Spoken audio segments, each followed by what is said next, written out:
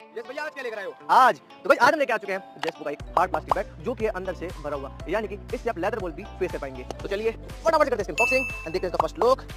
तो भाई ये है जेस्पो का वो हार्ड प्लास्टिक पैड जो कि है भाई कुछ इस तरीके का, एंड ये है अंदर से भरा हुआ।